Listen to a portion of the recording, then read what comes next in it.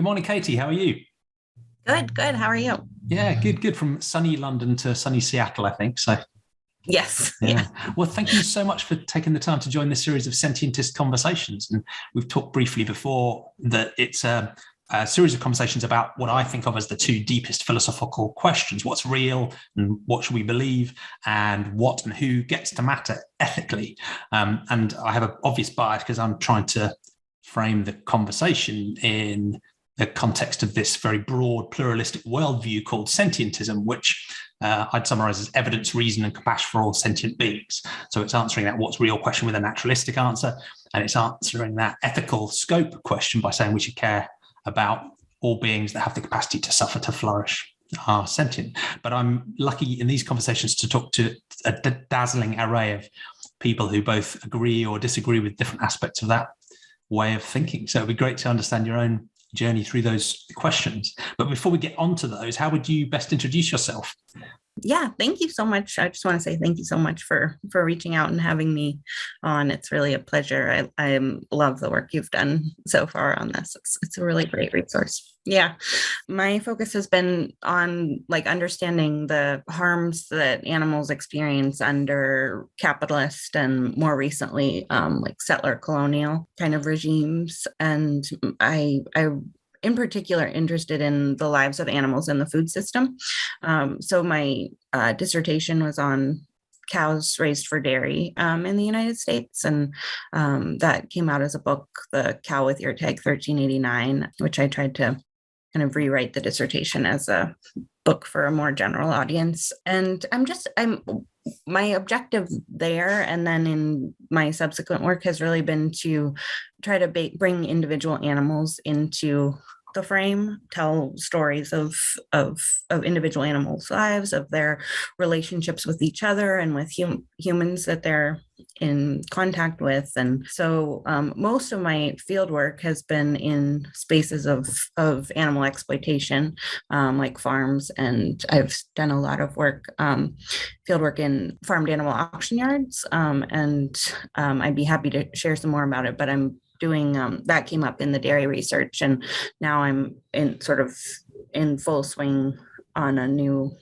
auction specific project. And so going to the auctions most weekends. Actually, if I wasn't with you today, I would be going to the auction today. It's on Saturdays. So mostly I've looked at these harms that animals experience in sort of routine spaces of production and thus exploitation, but also sanctuaries. And so, as we go through our conversation today, I'm sure I'll talk a little bit more about sanctuaries. Sanctuaries for formerly farmed animals have been really illuminating, both in terms of understanding the lasting harms that animals experience and how those carry forward into the future, even when they're in spaces of non-exploitation, and rehabilitation. And then also just as sort of places to imagine what flourishing might look like for species who really were not meant to flourish.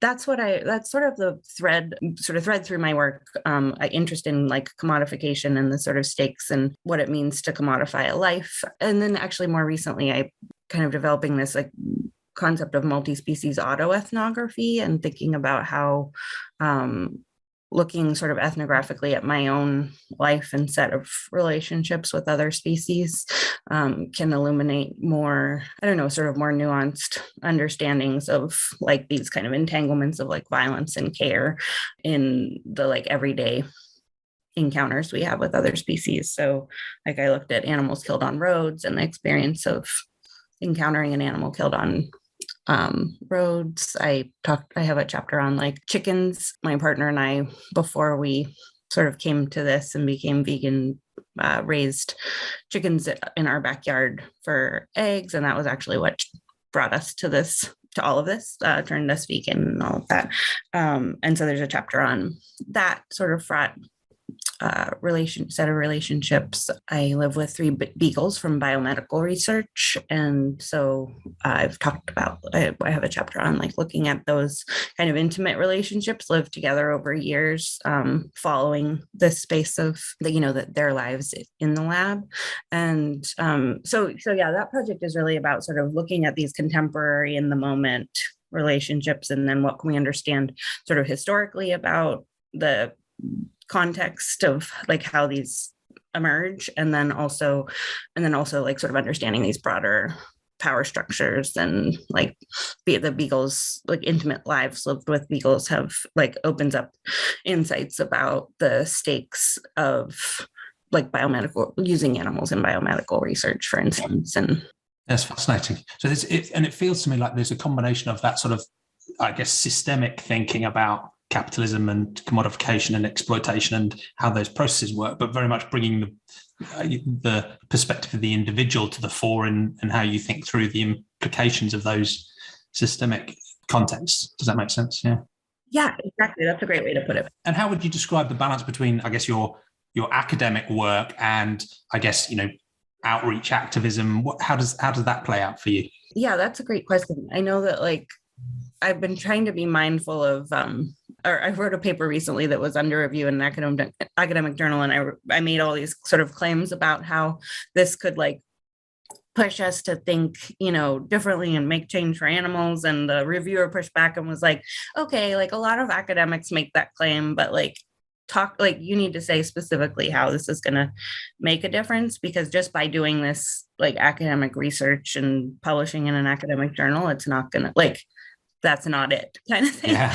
So it was a good prompt. I mean, I've always been interested in publishing for, non-academic audiences. And with the dairy book, I really wanted to, publish with a press that was doing trade books and that kind of thing. And it's certainly broken through that academic boundary, hasn't it? So yeah, I think it did. But I want to do more of that.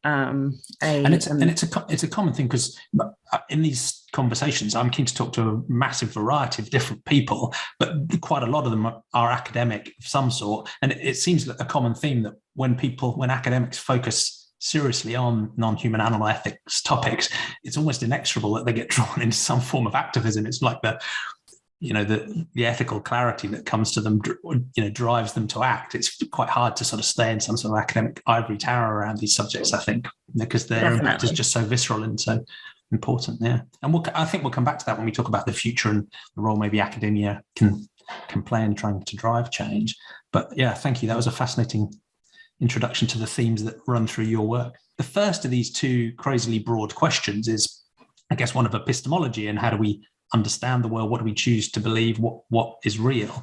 So for many of my guests, that's a story about whether they grew up originally in a context that was maybe religiously grounded or supernatural or spiritual in some way, or one that was more naturalistic, maybe atheist, agnostic, maybe more scientifically minded in terms of family and society, and how they started and where they are now in terms of that side of philosophy, what's real, what to believe, and the nature of reality. You can wind the clock back as far as you like, but it would be fascinating to know your own philosophical journey and where you're at now on epistemology.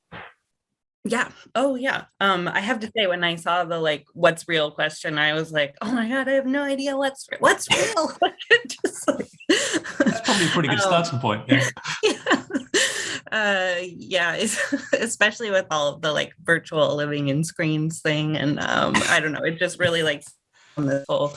I was raised somewhat in the Episcopal Church. My mom went to an Episcopal church in our neighborhood, and she took us, my sister and me, there every Sunday. And she was like not super like Christian or but she liked this sort of carved out space for like quiet and thought, and they had an amazing choir. And so that was sort of her reasoning for being there. None of us really have had like a sort of deep sense of faith in relation to Christianity at all. But that just did not resonate with me. And so when my sister and I turned 13, she gave us both the option to like not, to choose whether we were going to continue to go or not. And I never went back. So it wasn't something that really like resonated with me, but it was part of my early upbringing. And it sounds like you weren't sort of kicking back or rejecting it or pushing it away. It was never really that important. And you just didn't feel drawn to it, so stopped going along. Was it that simple? Yeah. Yeah. And she never really pushed it on us in this way. It was just sort of like, we're going to go do this, and later on you can decide whether you want to do, continue to do it. And my dad never went. And I had a third parent who lived with us in our house, and sort of unconventional family structure. And she went to a Baptist church. And so we would sometimes go with her, and that was incredible. Same thing, the sort of Christianity element didn't resonate with me, but they had a Baptist choir, Black Baptist choir. And it was so, I don't know, that was really people would dance in the pews and sing. And it was such a joyful thing. And so I've always had that in my back, in the back of my mind too, about this kind of, I don't know, joyful explosion of kind of faith and religious, that the Episcopalians didn't really have. It was a bit more somber, but but yeah, beautiful in its own way. So yeah, those traditions, were part of that. I had my godmother was or is, she's still alive, practices Buddhism, and she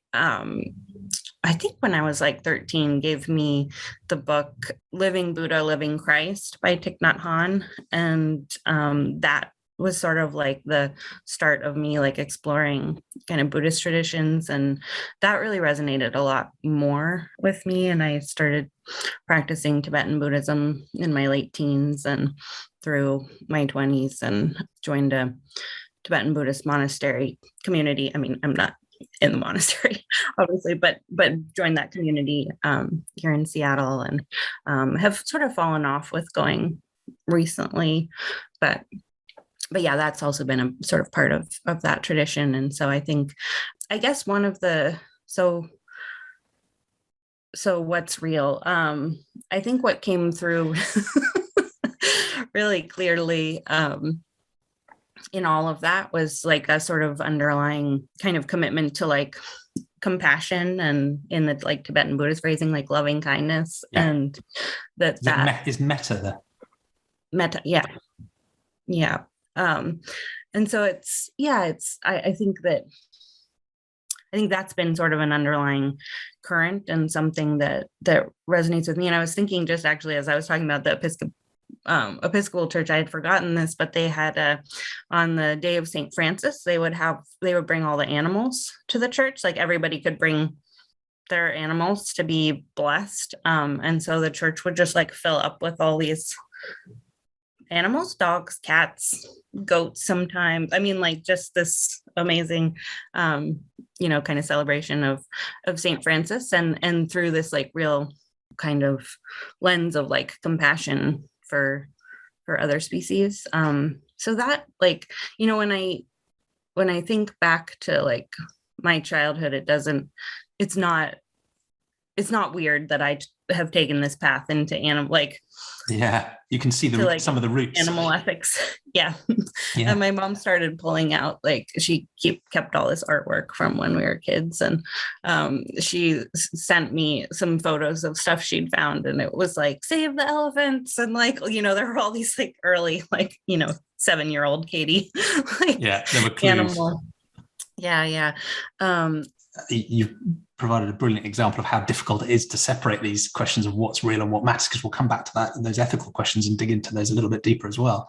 It's interesting in Buddhism specifically, maybe not just Buddhism either, but within many sort of religious communities, but I think particularly Buddhism, there's an option within them to pick up some of the philosophy and the compassion and the ways of thinking about how to be in the world, and that many will take. But there's almost a separate option within those communities, which is about the supernatural stuff.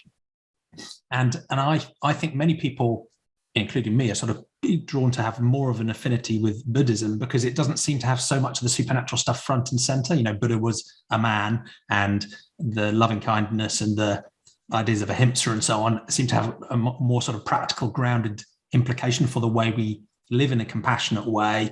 Whereas some of the other religions, all of that stuff is in the service of a deity, and the deity, if you like, is the point of it. So it's a bit harder to avoid the supernatural in some other worldviews, whereas with Buddhism, you can do that. So some Buddhists are, they believe in, reincarnation or karma or the formality of the different levels or, some of the other stuff. But I think many Buddhists or people who are drawn to Buddhism don't really subscribe to the supernatural stuff, but they like the way of being and the way of thinking and understanding about suffering and resistance and desire and pick up all that stuff as well. So as you went through your experience with the Buddhist way of thinking, was there a sense of this balance between the supernatural stuff and the non-supernatural stuff, or? That's a great question. Yeah. The sort of supernatural stuff never appealed to me. And I had a very fundamentalist Christian friend, best friend growing up. And she had such strong faith in God and Jesus Christ and as the savior. And I always felt it ended up being this major source of conflict that ended our friendship because she wanted to convert me and I was not into that, but she I also had this sense of envy that she had this faith in something that was controlling, that there was some reasons behind what happened, that somebody was there kind of pulling the strings. I don't know, I still have a sort of twinge of envy of people who have faith in that, because I think it from the outside, it looks to me to be incredibly comforting, in the sense of we're not sort of we're not here alone, just hurtling through this hellscape of we're just random bits of physics churning away on a rock in the middle of an anonymous galaxy. So I will say, I'll say that, but yes, so it's never the sort of supernatural thing has never really appealed to me. And I think that Tibetan Buddhism in particular, this idea of the bodhisattva, the figure who has chosen to forego enlightenment in order to stay on earth to help people through these paths of suffering into enlightenment, that just even that, which I think is semi supernatural-esque, is also so grounded in real lived experience in the world, that coming from this perspective of all life is suffering and we're stuck in this cycle of samsara of stuff of suffering, and that our mission or goal is to try to help others out of that, and so it's rooted in this real acknowledgement of the way that we experience the world, the hard sort of suffering oriented things we go through, the moments of connection, the way that it feels to be cared for, and all of that just feels so so real to me in a way that I don't know, that I that yes, it's sort of anchored in this religious way of thinking, but it almost just bleeds into, I think it's so similar to a non-religious kind of orientation too. I think you're right, because in a way there's, with some religious schools of thought, and again we're bleeding into the ethics question as it nearly always happens, the in an odd sense, the reason you show compassion isn't for the being you're being compassionate about. It isn't intrinsically necessarily just about their suffering, their flourishing. Ultimately, it's because that's what God wants.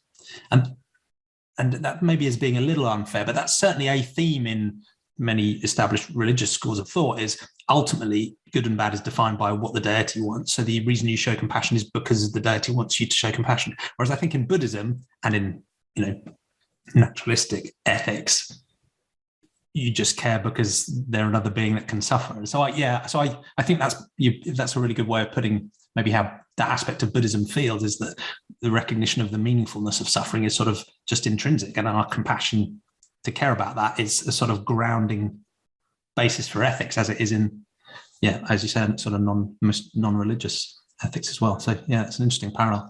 And so I'm gonna do one more question on the epistemology stuff, because I feel the same inexorable draw into the ethics. Quite often we talk about, I guess, religious and non-religious ways of thinking in this section, because it's just such a massive chunk of supernatural worldviews. It's the dominant, most widely accepted. Billions of people around the world have belief systems that at least have some sort of religious aspect to them. But there's a bunch of other things that I'd suggest are sort of non-naturalistic as well. And personally, I moved away from a sort of fairly anodyne, boring version of Christianity in England as I was a teenager, but I still kept a sort of fascination with a bunch of other, if you like, supernatural stuff, and whether it was the possibility of, telekinesis, or I don't know, tarot cards or homeopathy, or sort of mystical spiritual connections between different things. I still had that sense of almost wanting to believe some of these other things were true as well. Are there any other aspects of what you might think of as the sort of supernatural world that you've been tempted by, or even still drawn to believe in now?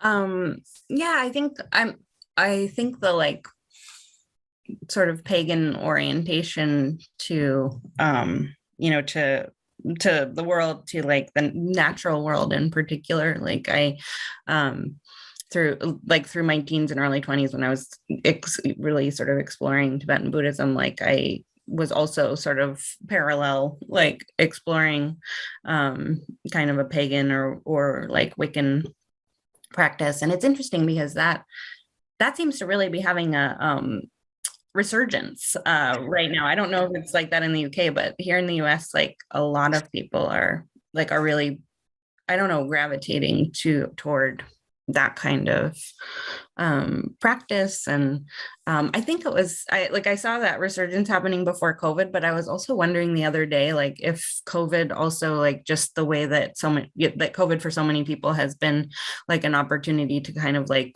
connect or reconnect with the natural world, and like just like being outside, seeing, like all of this stuff about like people watching like birds in their, neighborhoods, or like those kinds of things, like, and just like, especially in the like lockdown periods, like wanting to just be out, like be able to spend some time like outside, outside became more important in this way. And so I'm like, I don't know, I was wondering if like part of that was in like really recent years, in the last couple of years, has been this kind of shift in how COVID has made people kind of seek out new forms of connection and meaning as well. But I wanted to say one other thing about the what's real thing before we move on, because when I have that moment of like, anytime I have that moment of like, oh my God, what does this mean? My dad was an English literature professor and really into etymology, and so he's always like, well, what does the word say, Katie? And so I did look up the etymology of real, and oh, cool. one of the kind of sets of meanings is the Latin, I just made a note about this, the Latin res, which is property, goods, matter, thing, affair, and which is traced to like also to wealth and goods, and from the Sanskrit raim or raya, property and goods and wealth. And interesting. Yeah, and so that really just like stood out to me because of my interest in like rendering life like as property and as commodities, and so thinking like, if we think about kind of what's real today in this like under sort of a global capitalist regime, like we, it's almost like one of the things I've been kind of thinking through over the last years is like how we can push back against the kind of capitalization of life, and how we can live out, so like try to live outside of these logics of commodification of property itself, and so for one like definition of what's real, like it's that just, I don't know, it sort of stood out to me as like, wow, this is no wonder this is a like real challenge to push back against this, because like one of the origins of even the word real like is is around like property and commodity and wealth. And so like, if that's what's real today, like that set of relations, then the world is sort of filtered through that as what makes things real, what brings that a being is commodified and is brought into the market, brought into being, even to be commodified, that it creates this reality around that. And so anyway, I just thought that was surprising and super interesting. Yeah, it is. I hadn't seen that before. It's fascinating because I guess I think of, there's so many definitions of the word real, but I think of it in the broadest sense of something just existing as a phenomena in the world. But yeah, that's really interesting because it almost implies that something isn't fully real unless it's, can be owned or can be a product or a commodity, or more broadly, at least is valued by humans in some way, right? If a human doesn't value it, it's not a real thing. And it's like, that's not what I mean by the word real. But yeah, you can imagine how deeply that sort of thread of meaning constrains or influences thought. Yeah, that's fascinating. I thought it was really interesting. But certainly that was like what you just said, that was the first few meanings of like in the etymology. But my dad's always like, dig to the meaning that's been buried, and see what that says. And so that was like further down the list. And, that's fascinating. Yeah.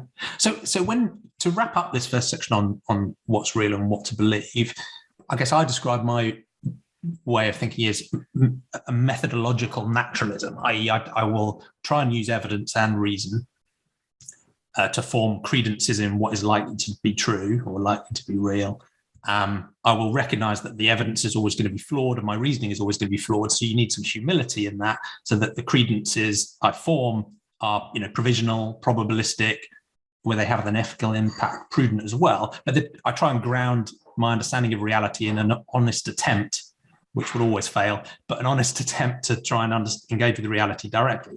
And I guess I set that against maybe different methods, which might include faith, as you talked about, or a sense of revelation, or a sense of, a personal experience that doesn't require any other corroboration.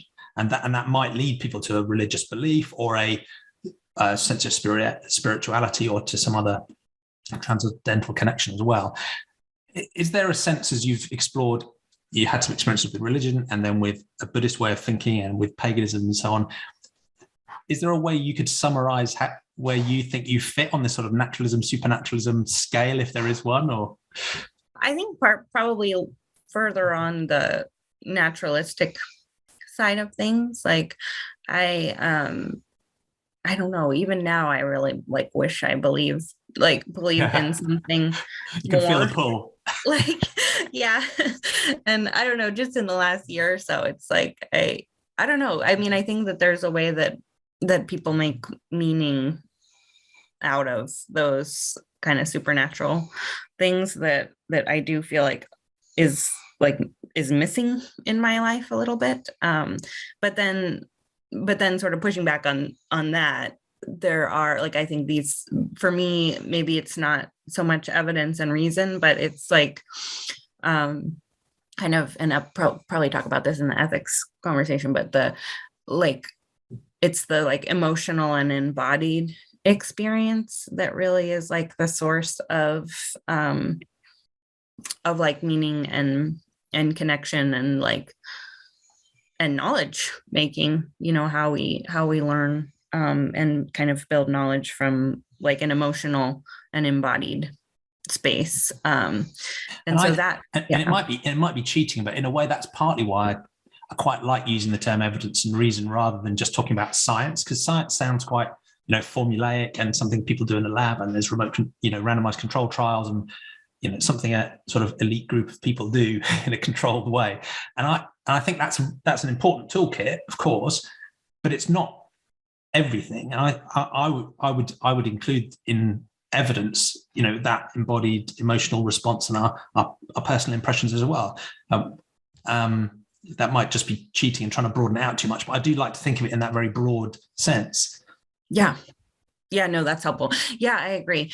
I think I don't know what's one way to put it, that it's the sort of I keep thinking like lived experience, that it's like as is kind of like what's real. That's like these like really mundane day-to-day interactions, encounters, like ways of sort of inhabiting and feeling in the world. And yeah, that's, yep, I think that. Yeah, and that's another interesting angle to me as well, because I think there's almost two extremes when we're thinking about the lived experience. One is almost a denial of lived experience. And you say, look, there is just one objective world that we all share. There are incontrovertible facts about it that are true or are not true. Your opinion is just an opinion. We're going to ignore that. It's just locked down 100% yes, no belief about reality. The other extreme, I think, is almost to get lost in the lived experience, to say, I have my own lived experience, and it's so radically disconnected from reality or the experiences of others that, in a sense, I almost have my own reality, and we can't. And I find that frustrating, because that would imply we can't understand each other at all, or cooperate, and it feels to me like there just is some sort of common sense, rough middle ground where you say everyone has our own lived experience, we have our own perspective. Our perspective is different by definition because we perceive in different ways, we reason in different ways, we have different experiences, and they're distinct. But I do think we do all share one objective reality, and because of our sort of evolutionary commonality and the commonality of our experience, we can never understand each other perfectly, but we can understand enough overlap with enough confidence to be able to, share knowledge and understand each other and understand reality with a reasonable degree of confidence, which, is never going to be perfect. But it's sort of more hopeful to me that there is this sort of middle ground where you can acknowledge the subjectivity, if you like, of a lived experience, but still recognize we probably do all share one objective reality. But yeah, totally. So that's a sort of resolution for me of the two. But yeah, no, that's put perfectly. Yeah, cool. So let's move on to this second question. And it's so hard to separate the two. Some people like this sort of really clear is-ought distinction, where you have facts on one side and values on the other, and they have nothing to do with each other. And I have a much more mixed view, partly developed through these conversations, but it's really hard to separate them. And in a sense, how can we? If our ethics isn't grounded in reality, what is it grounded in? So I have a sort of sense that it's hard to separate the two, and that comes through all of these conversations.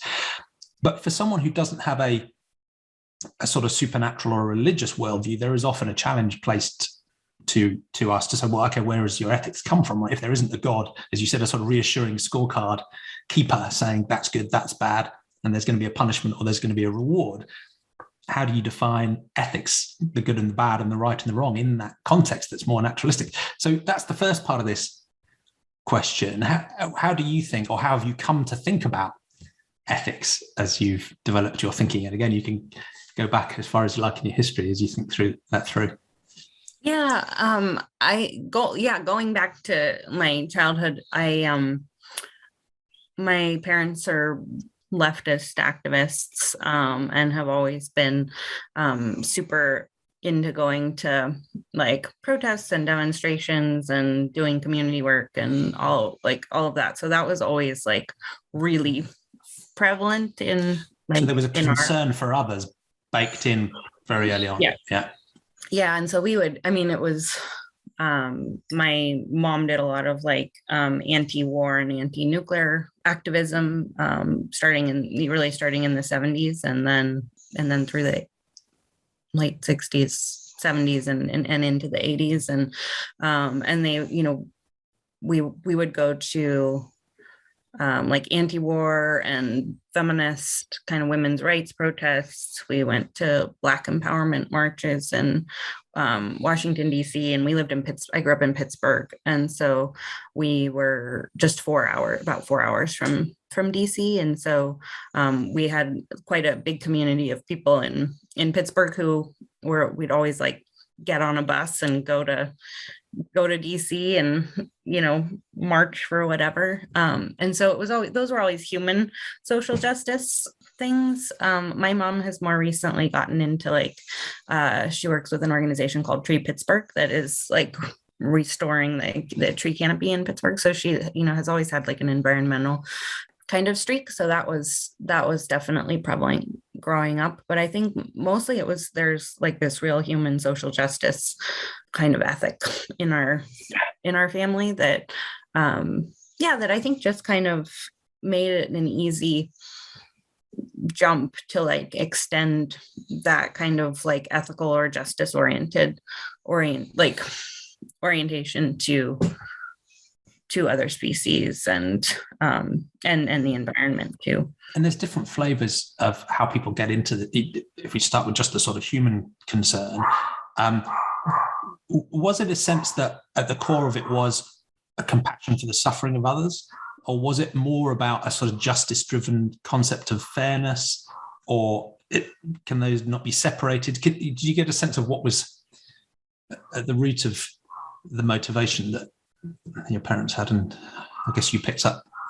Yeah, I think it was probably a mix of both. Certainly, like the way that it was like framed within the communities was around like justice and fairness and like equality, and but I think like fundamentally it was about not wanting others to suffer and experience harm and discrimination and resisting oppression in that context because of the suffering it causes.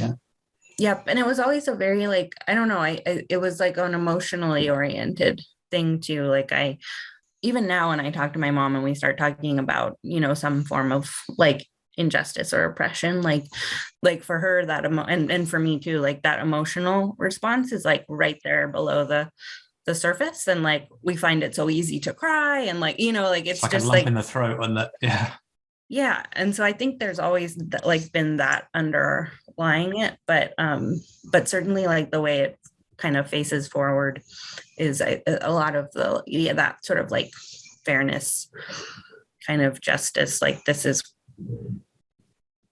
what's right, I guess. Yeah, that makes sense.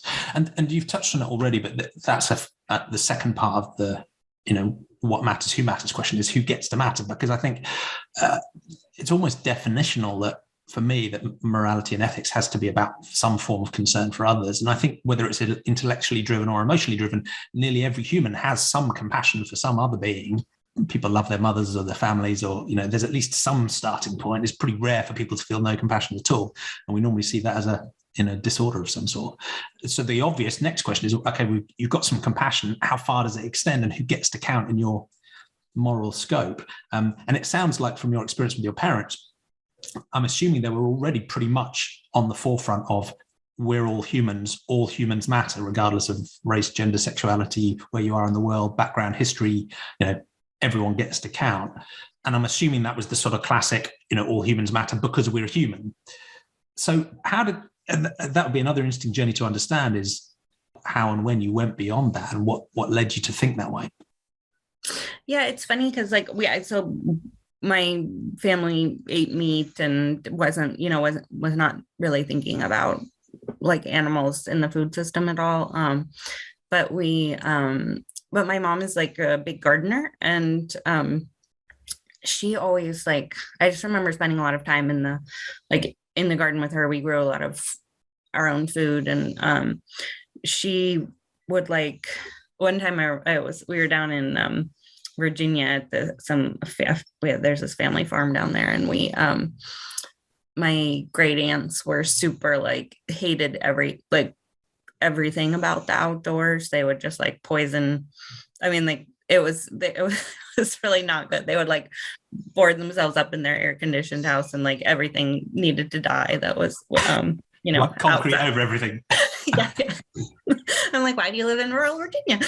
And they, but I remember seeing we were gardening there. My mom and I were gardening there, and there was a black widow. She found a black widow spider, and my great aunts were like, oh my God, kill it. Like, this is, because they're, poisonous, and, they just sort of see them as this thing to be eradicated. And my mom was very much like, no, Katie, look at this spider. Like, isn't she beautiful?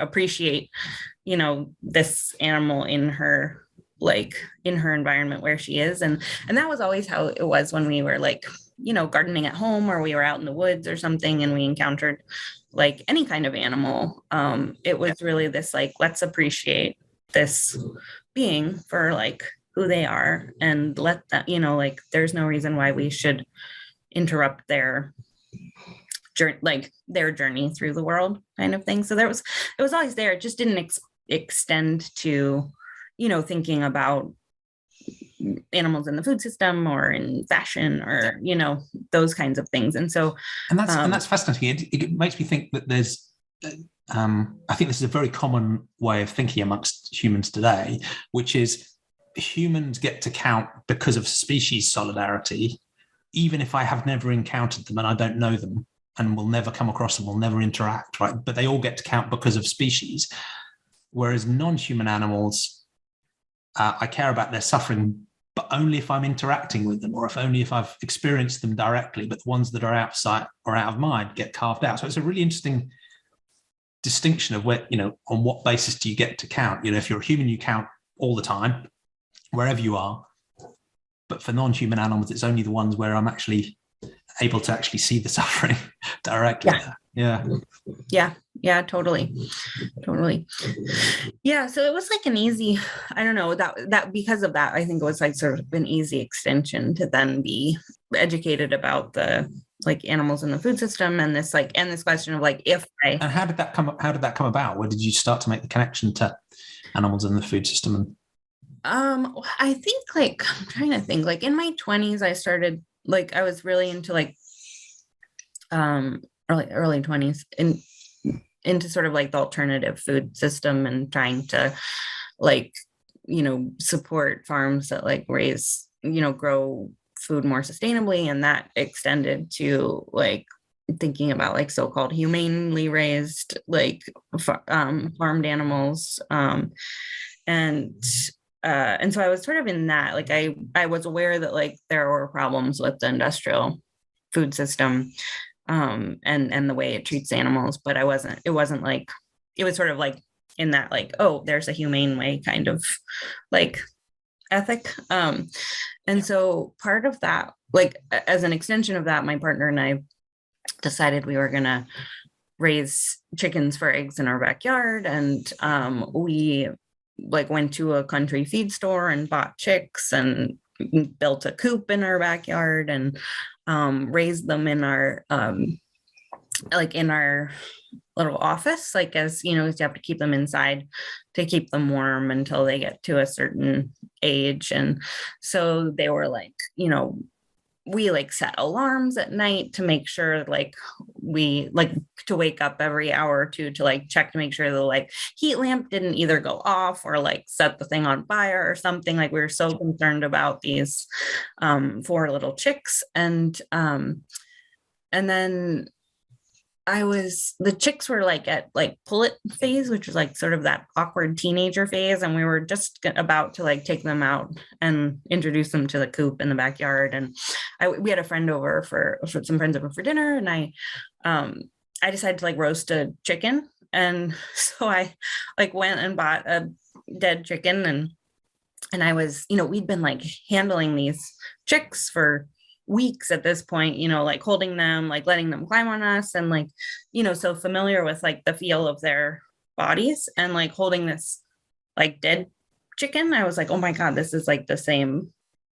What, what what the hell are we doing?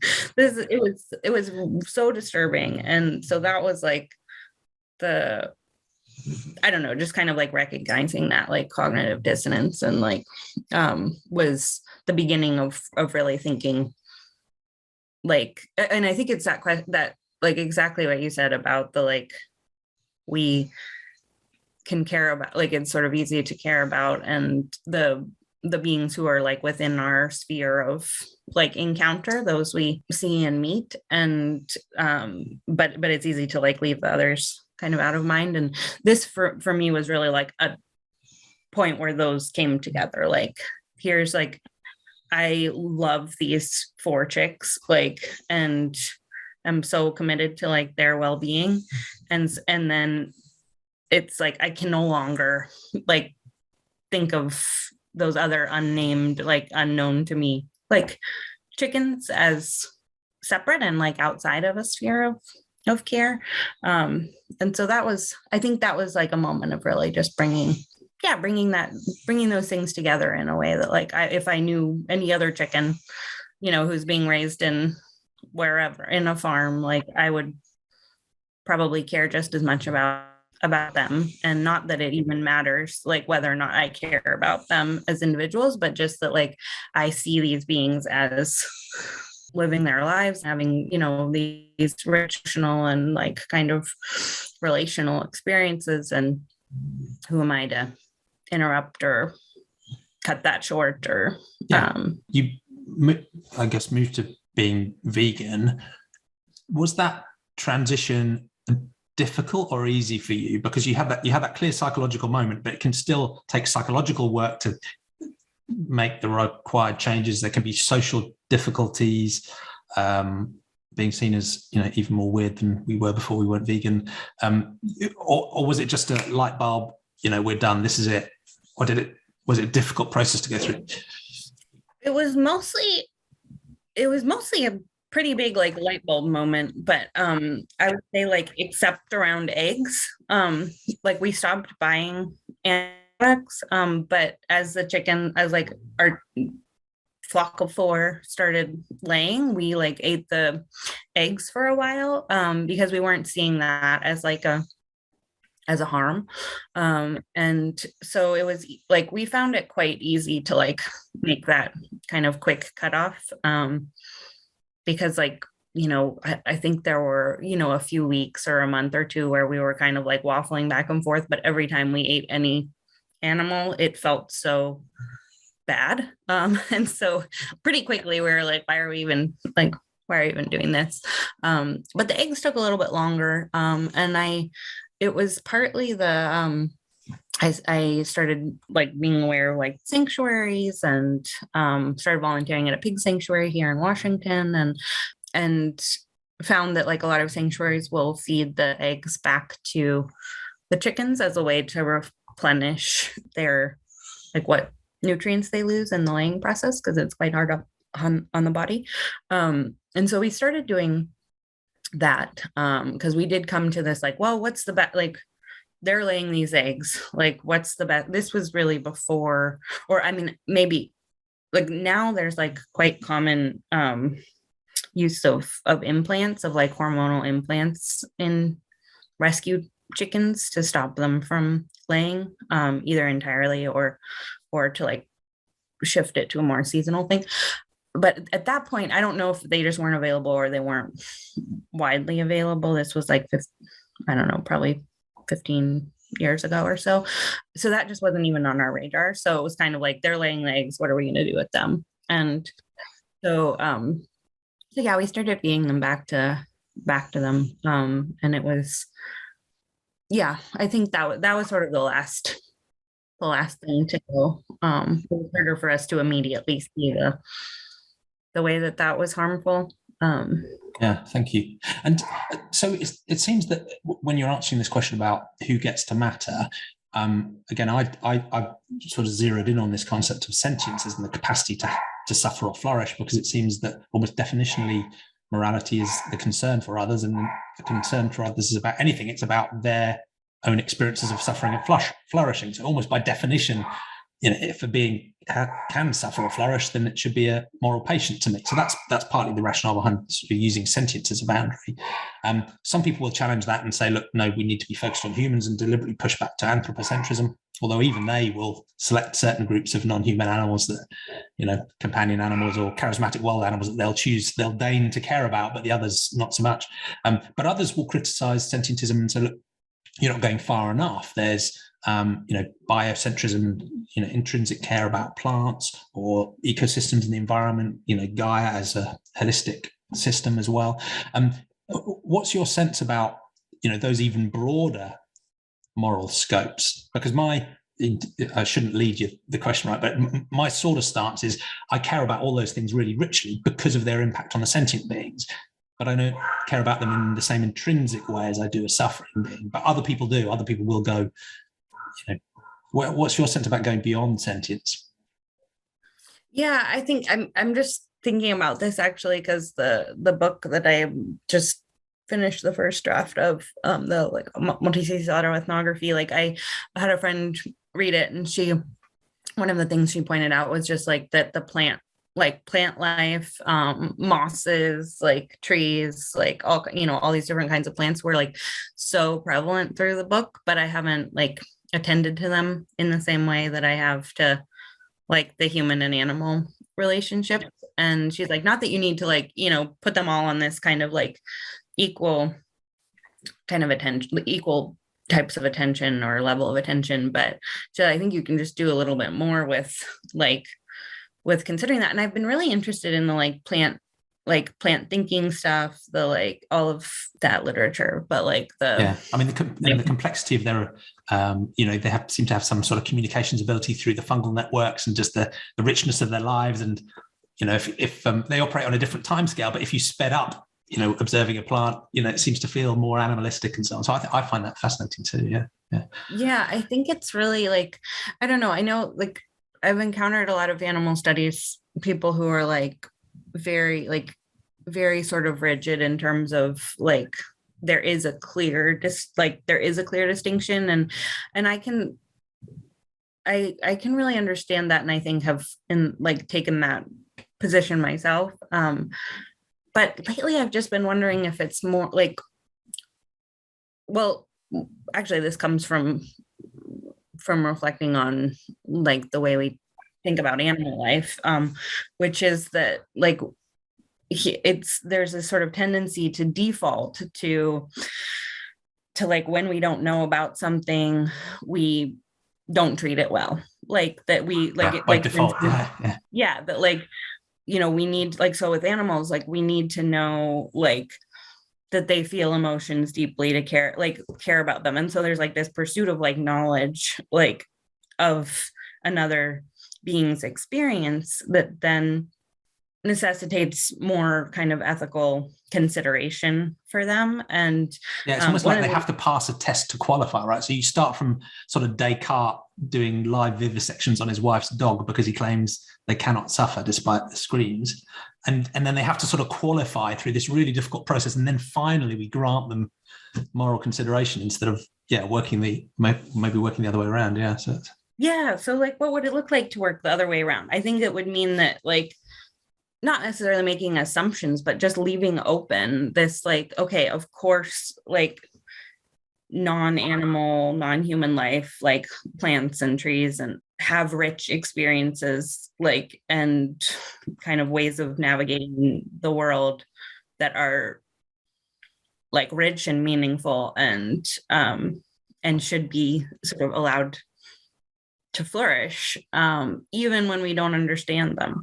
And so it's, I was, one of the things I've been writing about in this book is I have this relationship with some crows who live like just right on our block. And there's a researcher at the University of Washington here in Seattle who, John Marsleff, who's written a tremendous volume of literature on crows and has done a lot of research observing crows like in the wild, and then like capturing crows and observing them in the lab for a period of time before releasing them, and then like banding crows and watching those crows like in the wild. And I've like been so, I sort of had this moment of pause because I've been so like wanting to know about these like individual crows and like feeling so inept at understanding them. Like I know that they have this like complex like communication kind of language system, and I'm just like cannot understand it no matter how many hours I spend observing them.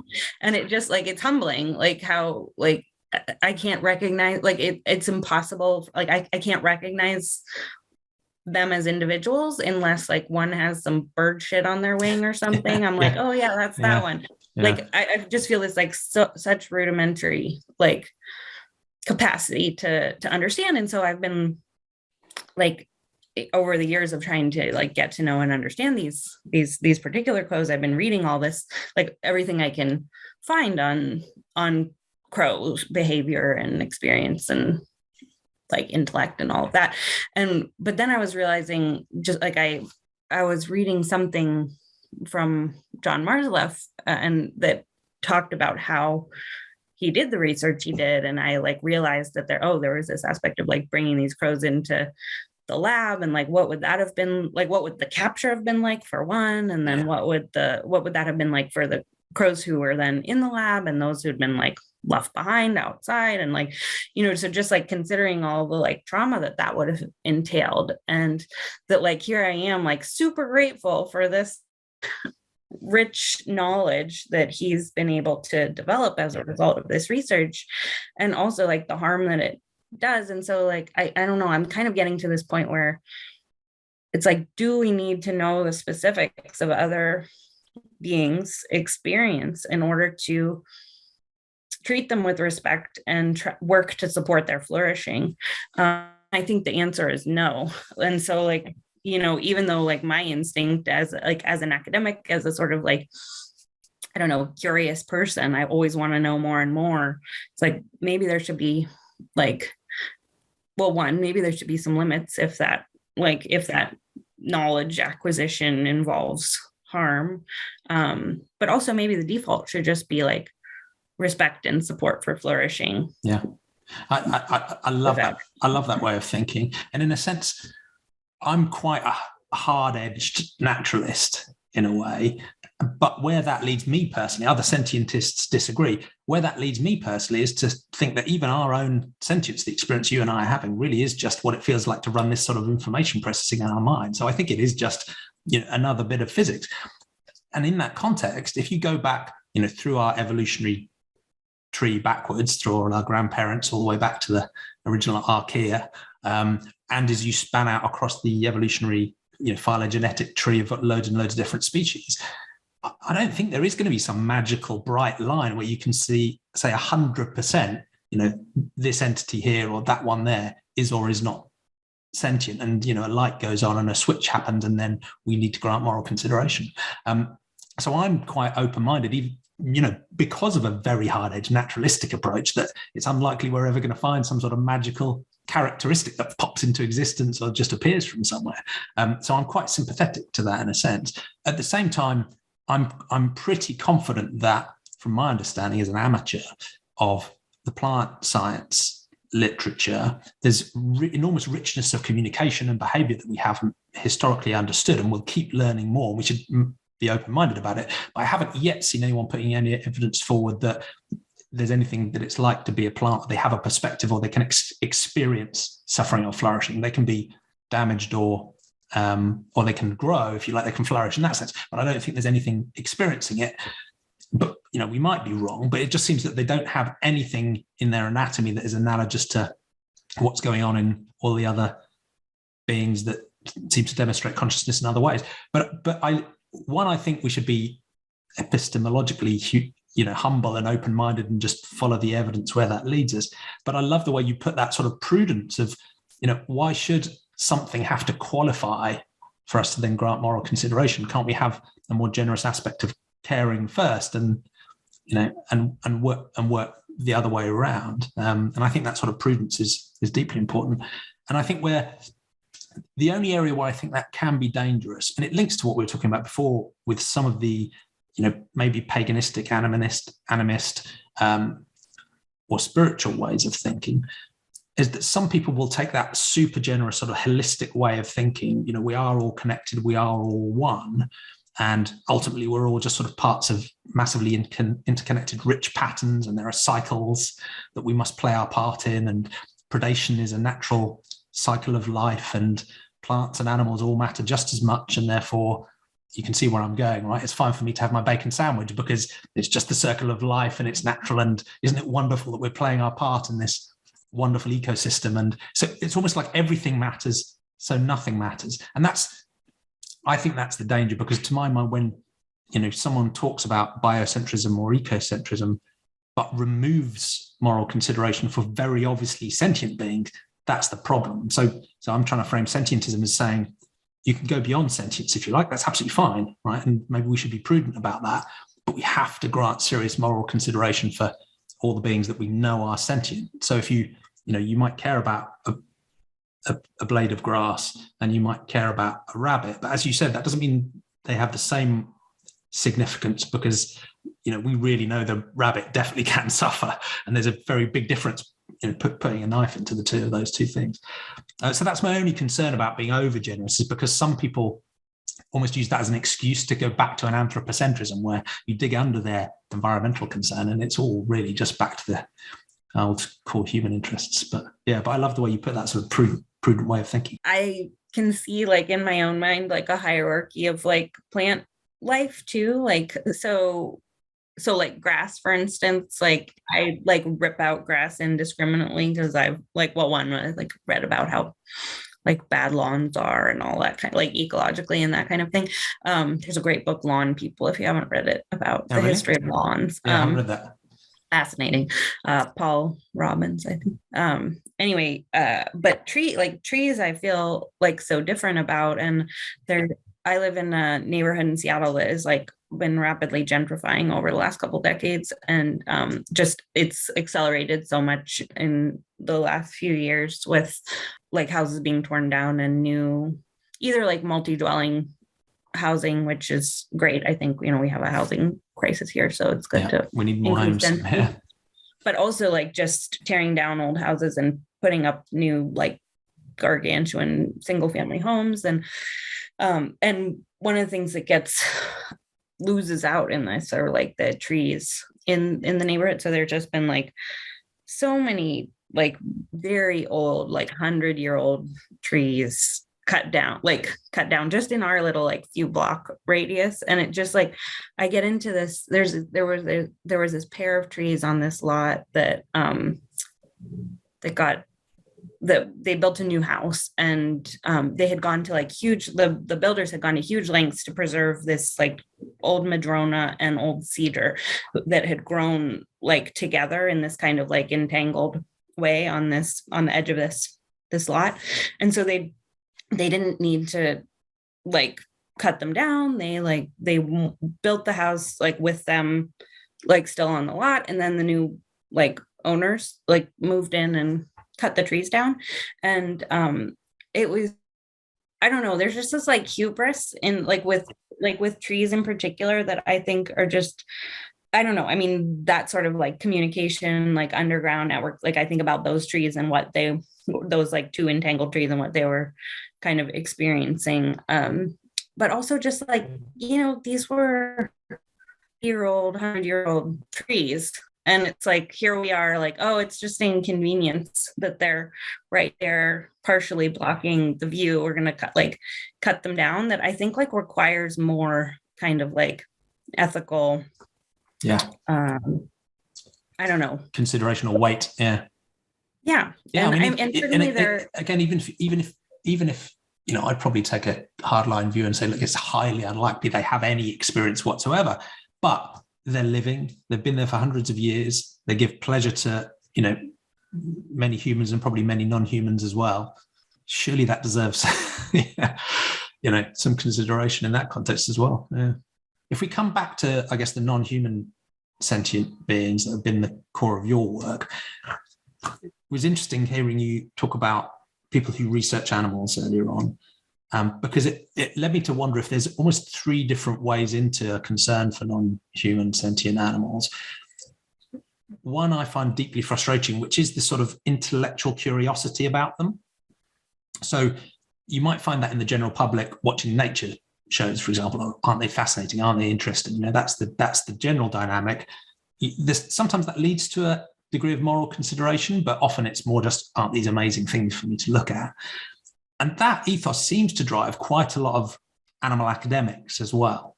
Even as you were talking about the research on crows, and there's all sorts of different types of research, some less intrusive, some more, some horrific.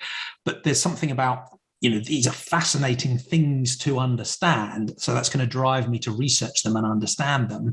And whether they're, the experience of the animals is not so relevant in the process I'm going through, right? It's an intellectual curiosity. And that leads me to a deep frustration that, to be frank, I've interviewed a couple as well, people who are world famous ethologists who really deeply understand animal behavior and even animal morality and have lived with animals and in and amongst them, still don't fully grant the moral consideration.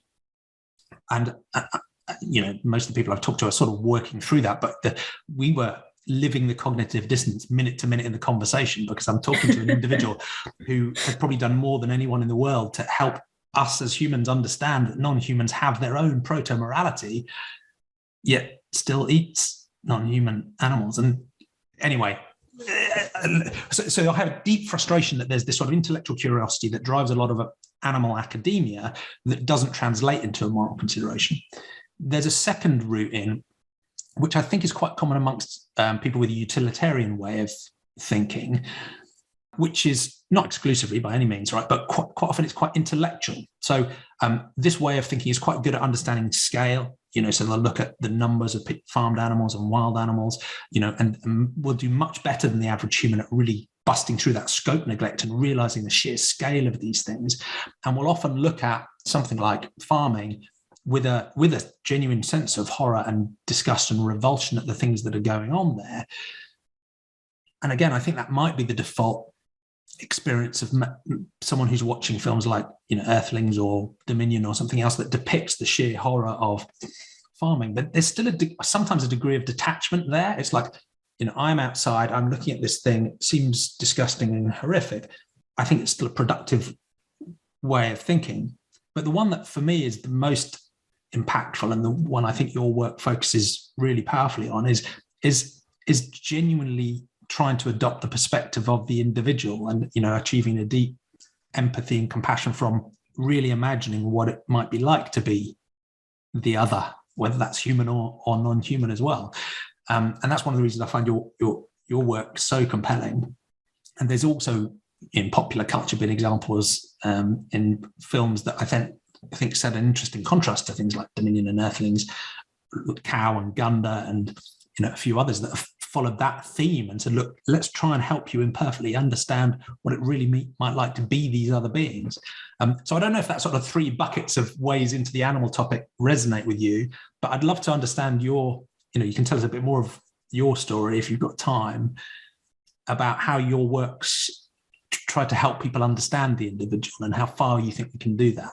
What I've noticed is it's like so hard for humans to really kind of take in the suffering or the collective experience of a huge population, that when we think about numbers, when we think about numbers of people killed in war or animals killed in the food system, we can't do anything other than abstract, because it's you can't the animal legal scholar David Wolfson has this beautiful way of putting it. He's we have to remember that it's one and one and one, that 78 billion land animals or whatever it is now. It's that's an unfathomable number, and we can't hold that in our minds in a way that attends to those ones. And so I think that's where the kind of window into single animals and their lives and relationships can help us to kind of start thinking about the stakes of those numbers, then of the vast scale of suffering. But it's interesting because I've written about, I think I wrote about this in the cow book, the being in the auction yard, where my intention was to focus on each individual animal as they pass through the auction ring. There were moments where that was easy to do. And the cow with ear tag 1389 was one where she collapsed in the ring and couldn't get up. And she really stood out. Her experience of kind of suffering and being used up by the industry really stood out. But then before and after her were all of these cows who didn't stand out really at all. They were there momentarily. I tried to focus on them, but they just, the one after another, then created this, even as I was trying to focus on this, one and one and one, it was the one after another, abstracted it was nearly impossible the brain just can't do it. Yeah. And I think part of it is just well, I don't know, I'm not psychologist or neuroscientist, so I really don't know what's going on there. But it just, I think part of it is also like, how do we contain and hold in our minds like that much suffering, that like if we look at this one cow collapsed in the ring and then try to multiply that in our minds and hearts by 200 million, it's how you can't do like, yeah, it's almost a psychological self-defense mechanism in part, I think. And I think for the default human, it's probably just the normal psychology, which I think comes out of our sort of evolved group dynamics, where we were used to dealing with groups of a certain size for obvious reasons. We never needed to understand what 10,000 or 100,000 or 1 million or 2 million other beings were like. And I think for other evolutionary reasons, we like stories about individuals, and there's been some fascinating research, psychological research done in the human ethics field about, if you tell a story about one poor, deserving person in a difficult environment, you'll get this amount of donations. If you tell them that they've got a brother, the donations go down. If you tell them there's a family, it goes down a bit more. If you tell them there's 10,000 people, so you just lose that connection. So I think there's something inbuilt about a default psychology. But I think you're right. There's almost a degree to which, we have to do this as a psychological self-defense, because the sheer scale is mind-blowing and deeply horrific. So it's something we almost need to acknowledge we've got to do to defend ourselves at the same time. Yeah, totally. I was watching TV last night and like scrolling on my phone, like sort of doom scrolling, and I came across some like article about violence against animals subject, and I felt this like I've been trying to figure out the right words to describe it, but this feeling of like the edge of sanity being like right there, like visible and kind of like peering over like the edge when I look at these encounter like an animal suffering or think about like the scale of like violence against animals, and it's just like it's like sort of teetering on the edge there. And I had that feeling last night when I was reading this article, and I had to push it out of my mind so aggressively that I cannot even remember this morning what what that story was. And it's just, I don't know, it was really like noteworthy to me, like just how is that, yeah, it's like a defense mechanism, it's sort of a survival mechanism. Like it's like we can't hold that in our minds all the time, or just we would descend into. And I've described it before to people who are saying, before, I thought through non-human animal ethics to a degree. I had really rich, deep, powerful cognitive dissonances, of course, right? That led me to avoid the topic, not think about it, warped my epistemology. I pretended to believe things I knew really weren't true, just because, all those types of things. Right? I didn't want to be seen as weird, so that I reverse engineered a rationale for why I kept doing what I was doing, all that cognitive dissonance driven stuff. But then once you've got it, you almost deliberately need to take on another form of cognitive dissonance as a self-defense, because the sheer scale and egregious horror of what goes on in the world around us is deeply viscerally shocking, and it should be. But it's also shocking that so few people see that as a problem.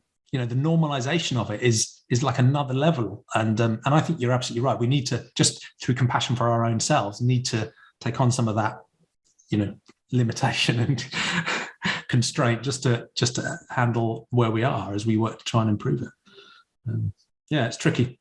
But one of the things I was interested in, as you've gone through your work of writing your cow book and doing your other thinking and spending quality time with some non-humans, is how far do you think we can go to really developing an appreciation for the perspective of non-human animals? Because again, there's a sort of extreme where people will say, it's impossible to understand anything about a non-human. Quite often they say that as an excuse for assuming they don't suffer.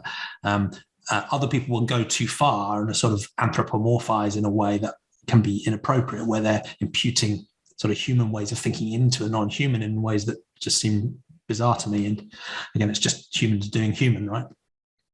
How far do you think we can get to developing an actual appreciation for what it's really like to be a cow, for example? And what was your experience of developing that thinking as you spent more time with them? Well, I guess when I was doing like cow research, maybe I felt a little more confident about. I hadn't spent much time with cows prior to my research, so I don't know where this confidence came from. Maybe from the chickens. Yeah, I don't know.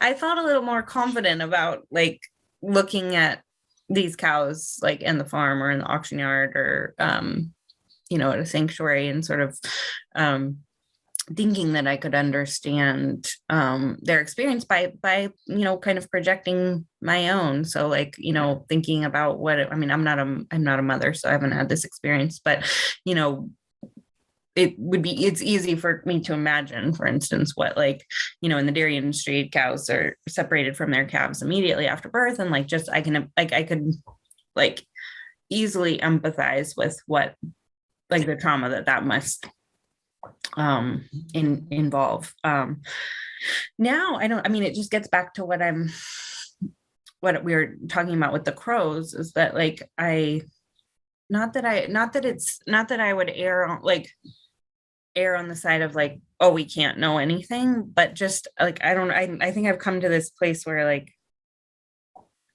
just trying to be a little more humble about what we can know, and then how that matters. So it doesn't, okay, so maybe I don't actually know what, so this is something I've been writing about in this book. So one example would be, there was here in the Puget Sound and Salish Sea off the coast of Seattle and north in Washington, there we have these pods of orcas, and there's a southern resident pod of orcas, and they're endangered. That particular pod has a lot of specific pressures on them, not the least of which is in the 80s there that pod was some of them were captured for marine parks, and so there was that what they are understanding as intergenerational trauma from that, for instance, and then the pressures of crisis and their food source, which is the Chinook salmon, being in sharp decline. So anyway, they're very just kind of fragile clan. And so there's three, I guess it's a clan, and there's three pods in that clan. So in 2018, one of the orca matriarchs, Taliqua, she gave birth to a calf, and this made international news around the world. The calf died about half an hour after birth, and she carried the calf for 17 days through the Salish Sea and the Puget Sound, and in what people identified as this kind of tour of grief. And people all over the world felt that so keenly, and recognized that level of, and just could really put themselves in that, whether you'd lost a child or not, put yourself in that position. And there was a I can't remember her name, but one of them orca researchers she talked about the part of the brain that is responsible for emotion is much more highly developed in orcas than it is in humans. And so if we think about that, then how can we understand that grief, right? And she said, this particular researcher said, I don't even know what's beyond grief, but that's where she is, talking about this orca matriarch. And I don't know, it's humbling to think that whatever we can imagine the deepest grief that humans can experience, that there's something beyond that, for one, I think it just gets at like how little we actually know and can understand the experience of other animals. And then also like to just reduce that, like to just think about that orca grief in terms of what we understand as grief would be to sort of like strip that orca of like what makes her an orca. It's like, and that's one of the problems I think with anthropomorphism is that like it strips, it's not just this, it's like the problem is like projecting like human experience onto animals strips them of their animality and like what makes them uniquely uniquely Orca, and then like uniquely part of that clan, and like uniquely part of that pod. And so I don't know, the less, just to finish that story, the less well publicized kind of next phase of that was that I think it was in 2020, I'm losing track of the years, 2020, a couple of years after she lost that baby, she was pregnant again and gave birth again. And from the 3 pods that make up that clan, who were spread over 100 miles throughout the like waters off the coast of Washington and BC, the orcas from all 3 pods came to celebrate the birth and showed up like just in advance of the birth of this new baby. And like the baby was born in like this eruption of like, breaching, like orcas like jumping and singing, and like it was this huge like celebration of birth, and like of this new birth, like within this context of like this mother, this pod, and this clan had lost this this baby, and that was contextualized in this much broader experience of loss that these orcas have been undergoing for decades.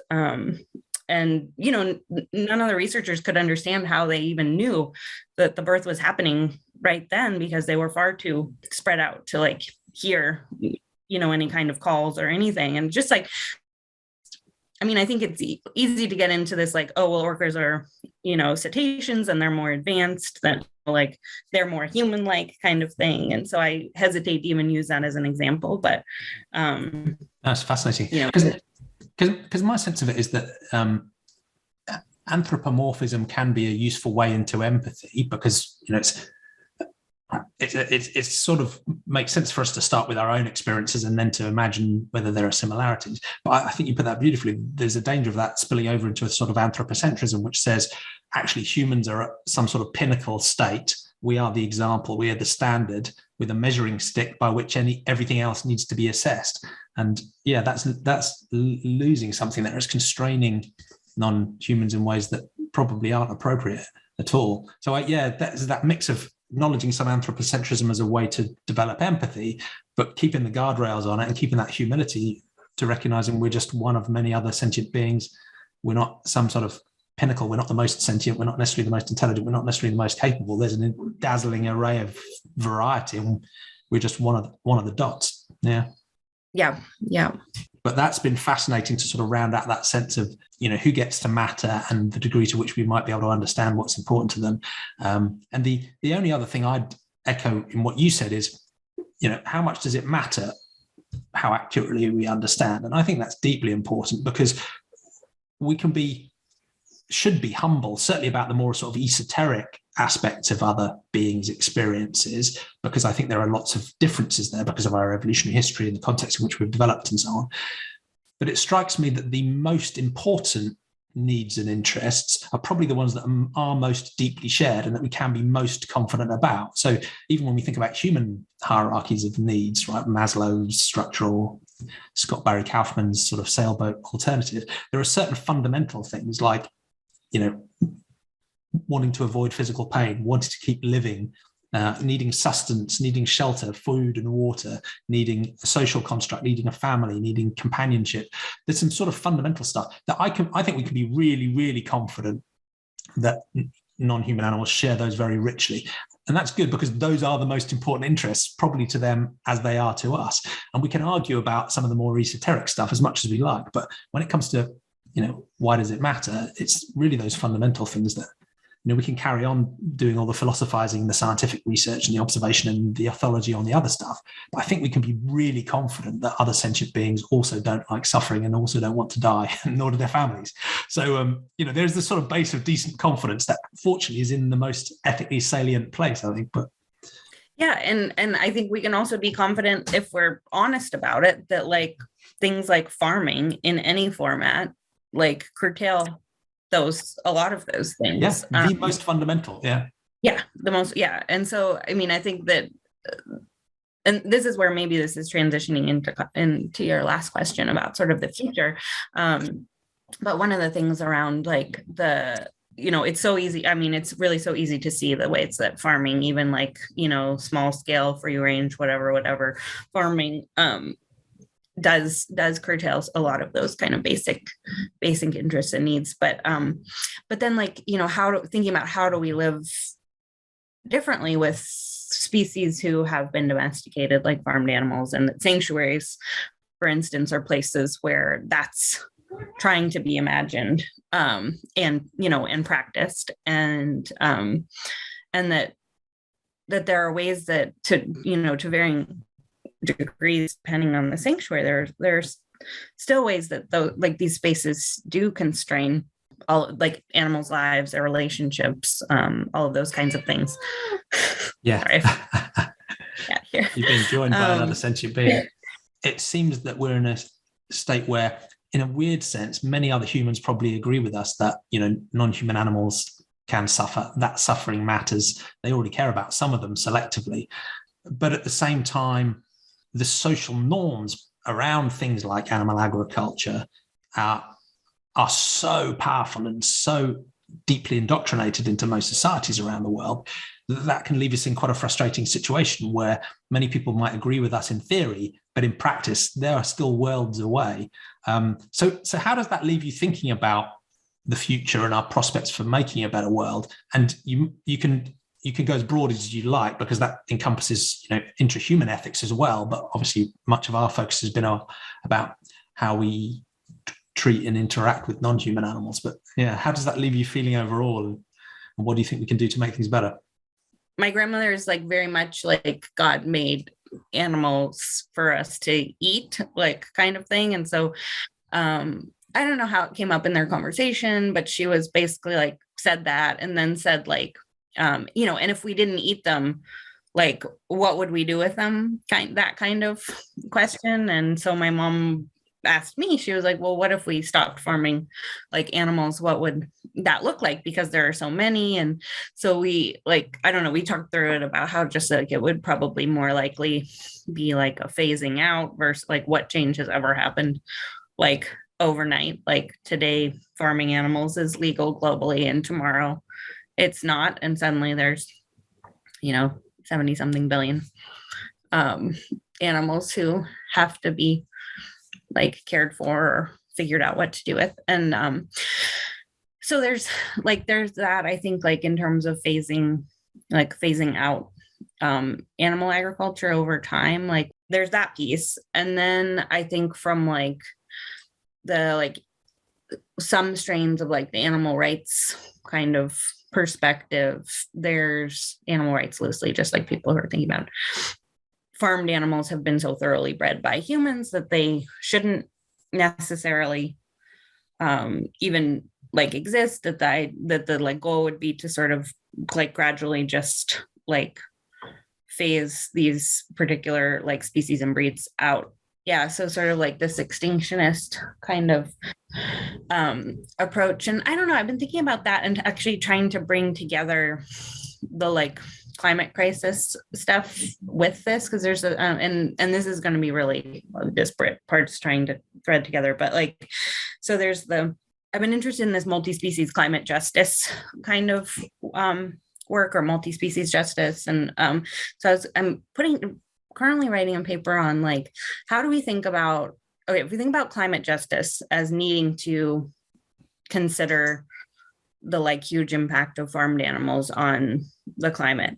But then we think about sort of a multi-species justice that considers those specific animals. And then like sort of that we kind of clash there, because if we consider the actual animals and their flourishing, like the animals who are already in existence and their flourishing, and the harm that they do by being on the planet in such huge numbers, it's a bit of a problem, just to reconcile that like harm with like thinking about like granting these animals like more autonomy and more just sort of like freedom to support their flourishing and that kind of thing, not being farmed. So there's that piece. And then I've been thinking about like reproductive justice as part of both climate justice and multi-species justice. In like the human climate justice realm, there's, a lot of like reproductive justice for humans has to be part of that. And so if we think about that in terms of multi-species justice, we know that like animals have been bred, so intensively and extensively by humans. Their reproductive lives have been like wholly co-opted by us. That, to think about reproductive justice for farmed animals, for instance, it's like we'd have to stop that breeding, right? Because it's just sort of like we can't, like, right, this is not a sustained. Sort of yeah, and it's intervening in their lives in these really deep ways. And but then the alternative, or the way that a lot of like animal rescue communities, like rightly, understandably so, also control the reproduction of animals. So for instance, like in dog and cat rescue, there's just such a push for spay and neuter. In farmed animal sanctuaries, there's a lot of either sterilization or like separation of male animals from female animals, and like, control, like this kind of ethic around no reproduction happening. And that's like an understandable place to go because of, one, the way that we've so thoroughly like intervened in animals' reproductive lives in these problematic ways, and because now there's so many animals that what are we going to do? We don't want to be bringing more animals even into the world who then need care. But then it also, like, if we're thinking about reproductive farmed animals, we're still intervening in their reproductive lives in a problematic way. And so instead of force breeding them, we're now preventing them from being able to reproduce. Right. Which we know is like hugely problematic in terms of human, like human kind of population control discourses and histories and contemporary practices of like sterilization of and involuntary sterilization of women. And so thinking to the future, with all of that kind of like complexity and contradiction in mind, what would it look like to create the conditions for reproductive justice as like core to this kind of like multi-species climate justice future? So like it would probably mean like dramatically reducing the number of animals, right? And that could be done. That would be a gradual process because nothing phases out immediately. And so we get this like reduced number.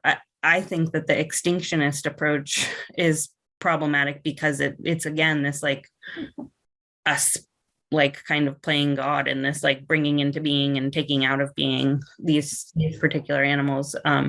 And so then what is that? What is a future where like farmed animal species don't go extinct, but they're also not farmed? And that's where I'm kind of like, and so then sanctuaries, I think, seem like a really natural place in terms of they're like these projects of, I think that I think Ilan April talks about this as like they are sort of spaces of exception currently, in like little carved out spaces of exception of different ways of relating to farmed animals. And he talks about how do we then expand that notion of sanctuary beyond the bounds of the sanctuary. So taking some of that ethic around flourishing, but also really thinking critically about the practices that are so taken for granted, like the sterilization and control of reproduction, and recognizing that, for instance,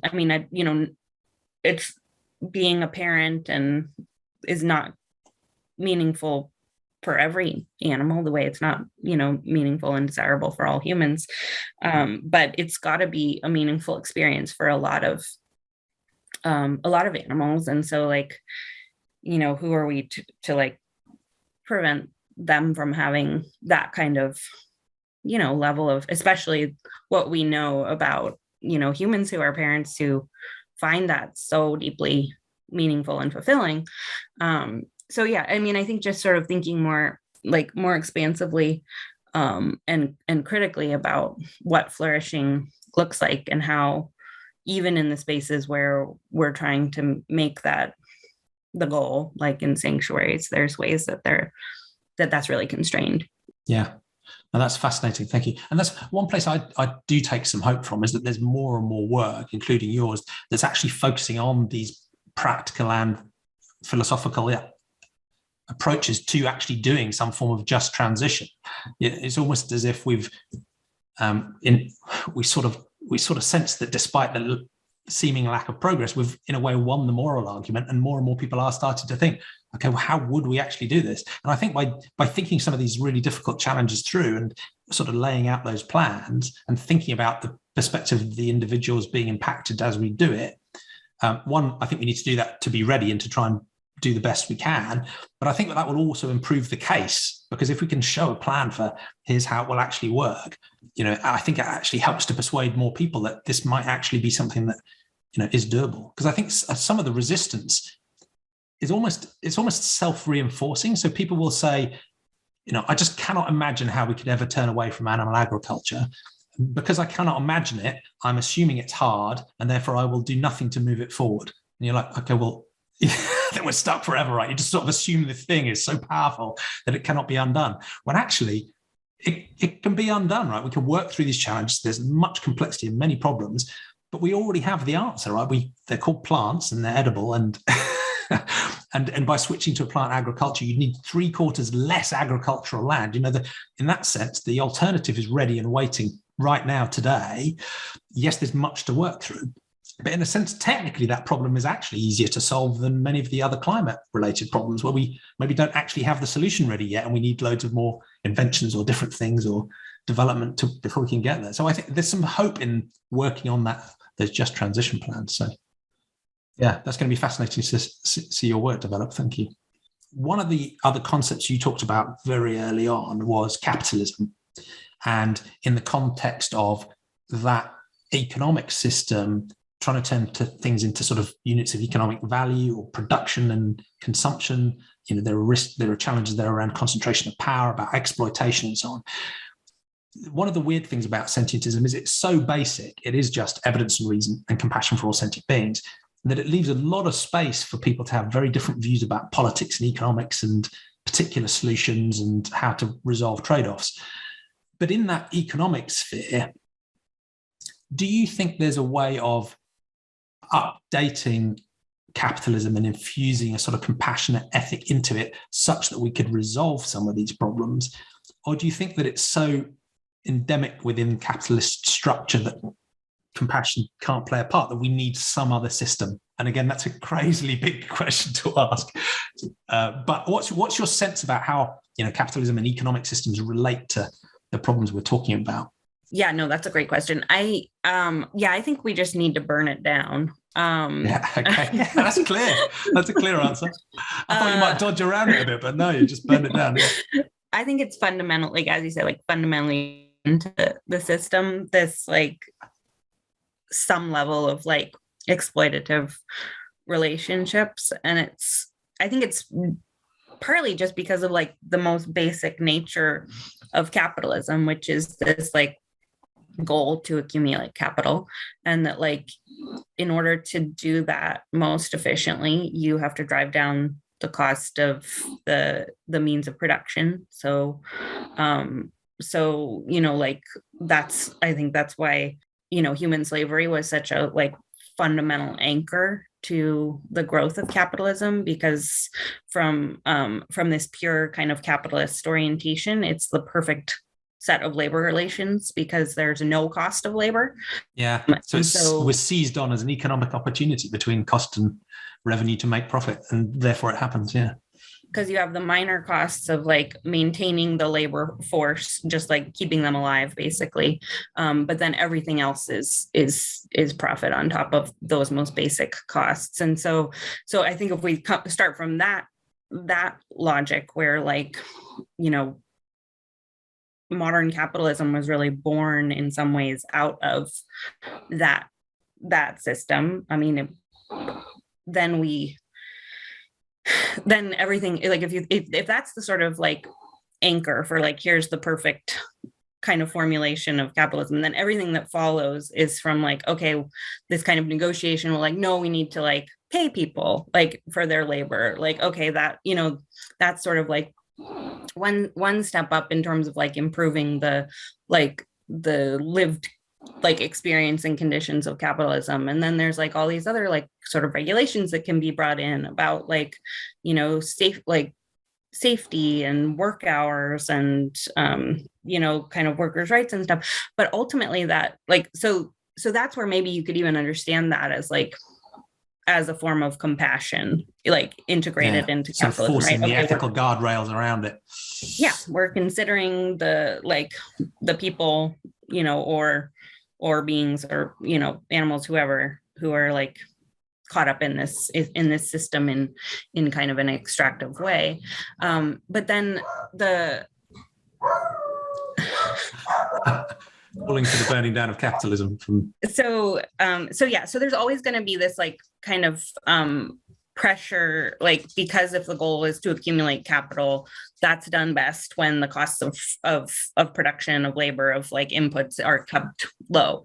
And so you can try to like build in some kind of like regulations or some kind of like ethical framework into that, but like because that's the like fundamental like drive and logic of capitalism, it's always going to be compromised. So we're always going to see some kind of like just coming up against a wall of like weighing like the accumulation of capital with the like the harms on those who are being exploited for that. And I'm saying exploited like in negative ways, but also just in factual, like, you know, we're exploited for our labor, like labor. So even in a position where, you know, maybe consumers are getting more ethical and taking more ethical decisions. So, you know, we won't buy from this, but we will buy from that because we can see problems in the supply chain. Or even where, I guess, managers and, you know, capitalists and owners are a bit more ethical in the way that they want to, you know, we're seeing examples at the moment of whether firms pull out of Russia or not, for example.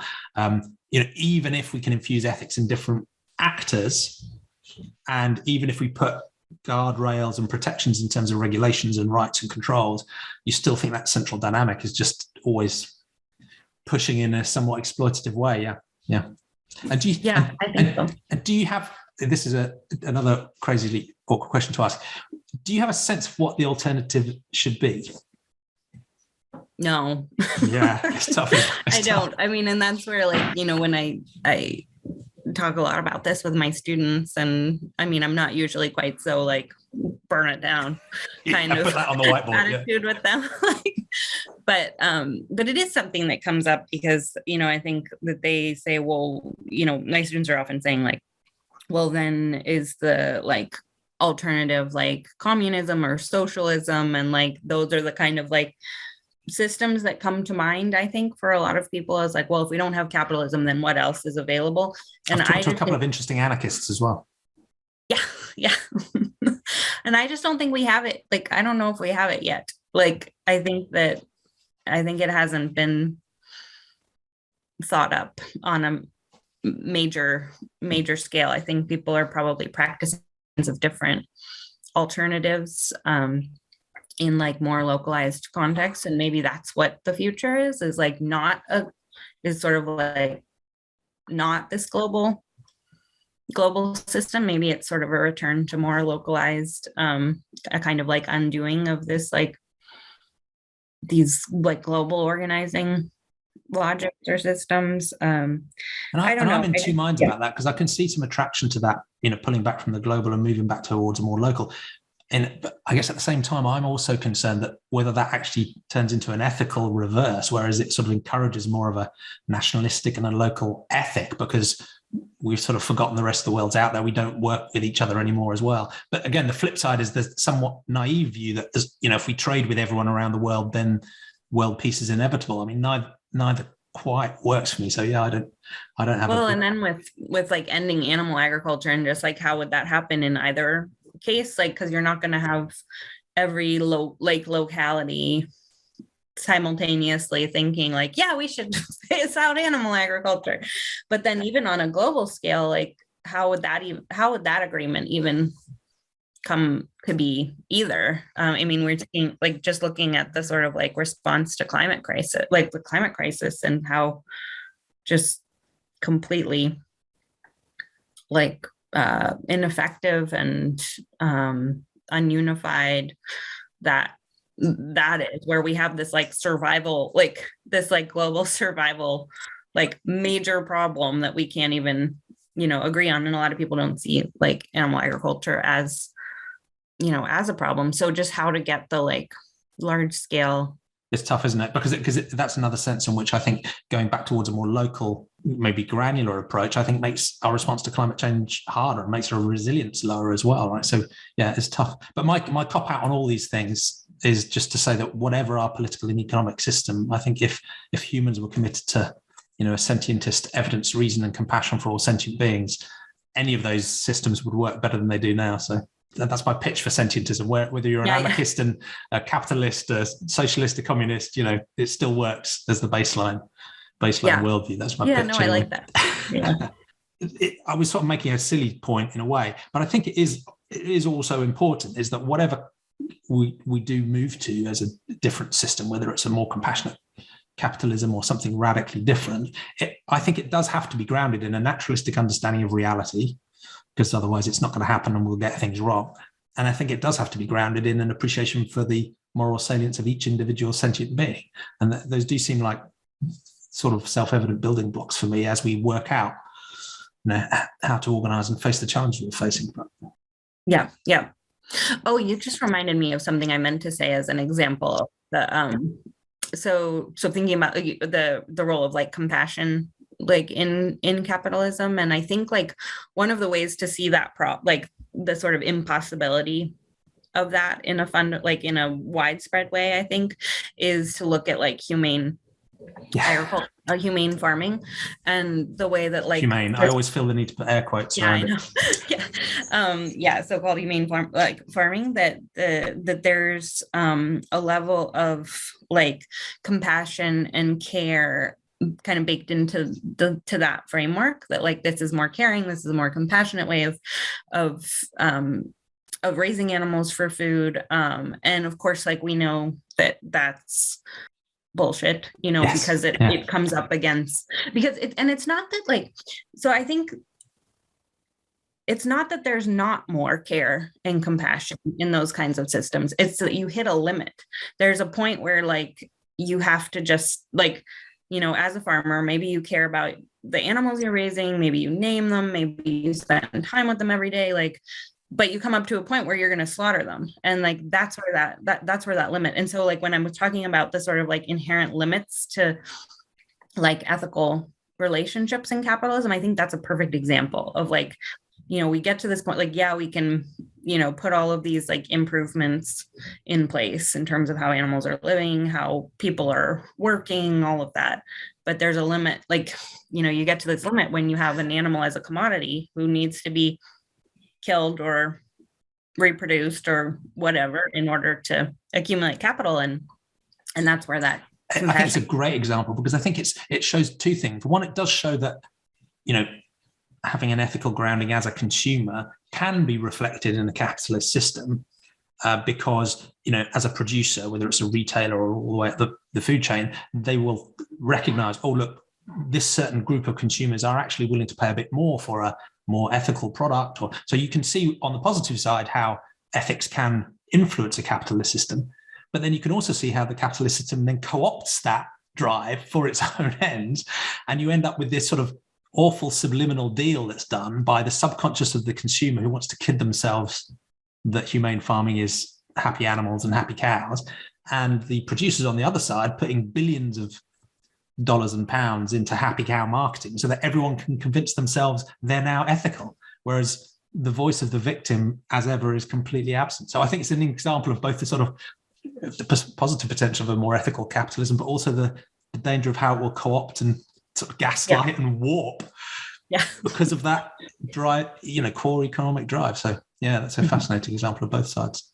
Well, it's been an inspirational conversation. Thank you. I could have talked to you for the rest of the weekend, but it's been a real. Oh, I know. I feel it's been the a same. real pleasure, and it's as I said, I think your work is so powerful because it zeroes in on a genuine, empathic, compassionate appreciation for the beings and the others that we're talking about here. It's powerful and distinctive, and it's fascinating to hear that you're working more on sort of transition and how these different themes link together and how we can carry that sort of compassionate ethic through into the practicalities of how we might be able to make these changes as well. So yeah, it's been brilliant to hear your philosophical journey and the types of things you're working on now as well.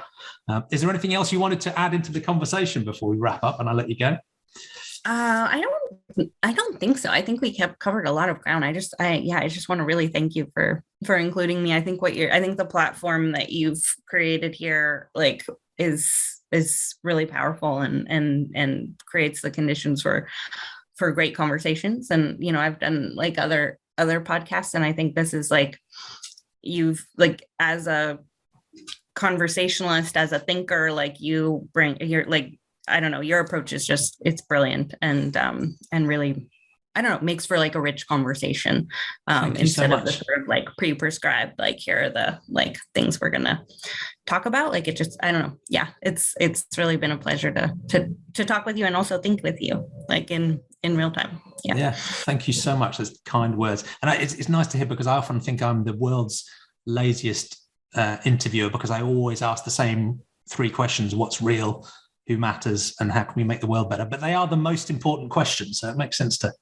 focus on them. Yeah, and it doesn't feel like this pre-prescribed conversation. Like, yes, you have these like anchor questions, but I don't know. It was just like, it feels like a natural, really nice, like, conversational back and forth. So I really appreciate it. Yeah. Thank you. Likewise. Yeah. And I think we've done pretty well in a couple of hours to answer those three questions comprehensively. So everyone else just needs to listen to us, agree with us, and the world will be a better place. So, 7.8 billion people to go. I think we're on our way. Great. Well, we've got two.